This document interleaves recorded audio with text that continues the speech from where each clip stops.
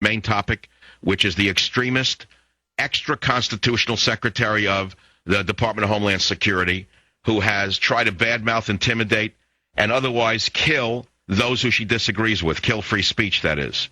The fact of the matter is, the document that she released, that she supported, runs against numerous U.S. Supreme Court decisions that prohibit the government from engaging in any activities that could serve to chill the exercise of expressive liberties. And this means that Big Sister is watching both public and private behavior. This means that Big Sister is out of control. This means that Big Sister must be fired. And I want to remind you of something else. The report that we have from the DHS is the unclassified document. It is terrifying enough. What is in the classified document? Only one person in the media will find out. Yours truly. I filed 2 lawsuits today through the Thomas More Law Center. One, we filed a Freedom of Information Act request to demand to know who was on their list. Number 2, we filed an actual lawsuit against DHS for intimidating our free speech. Well, here's my prediction, John. The Tea Parties estimate that they had 850,000 nationally. I don't know what the numbers are.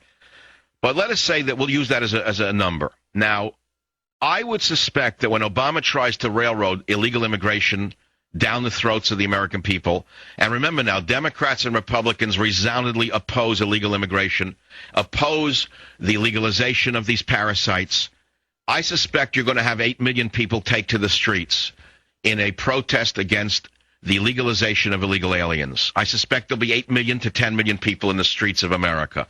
This time I will be there.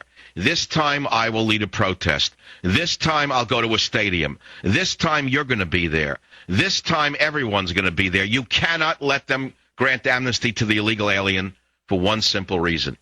It doesn't matter that many of them are nice people. Many of them are. It doesn't matter that many of them are hardworking. Many of them are. What matters is this. If you grant citizenship to 20 to 30 million illegal aliens, which is the real number, when the government number is 12 million, you know they lie about everything. So double or triple that number. That's the number of illegal aliens that are really here. We'll take a number of 30 million people are here illegally.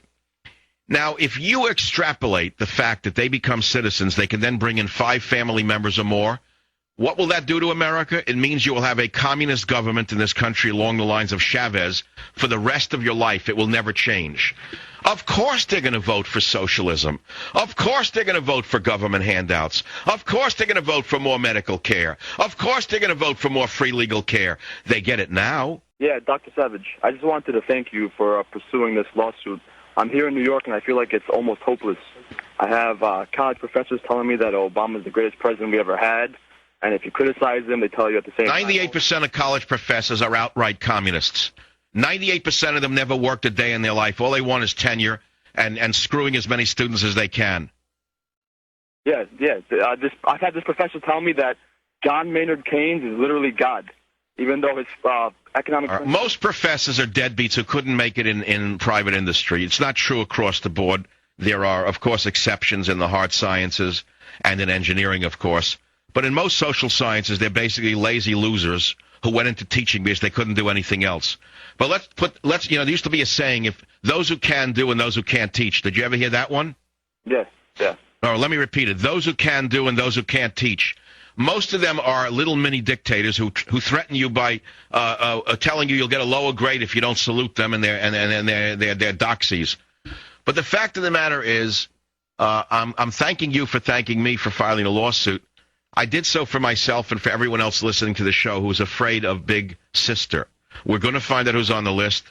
We're going to find out who exactly they're targeting. We're going to find out who they're surveying. And then we're going to sue them, which we've done already today. I didn't waste any time, Emil. I did this for myself because I'm terrified of this emerging dictatorship in America. And the difference between Michael Savage and other people in the industry who are very, very good at what they do, the difference is that I don't just talk.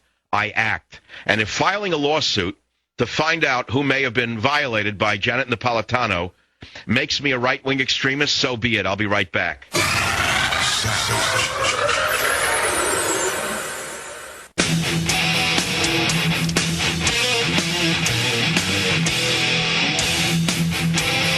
Savage sues for names on DHS lists, see the actual lawsuit from through the Thomas More Law Center, a great organization, by the way, on my website, michaelsavage.com. I try to put my money where my mouth is.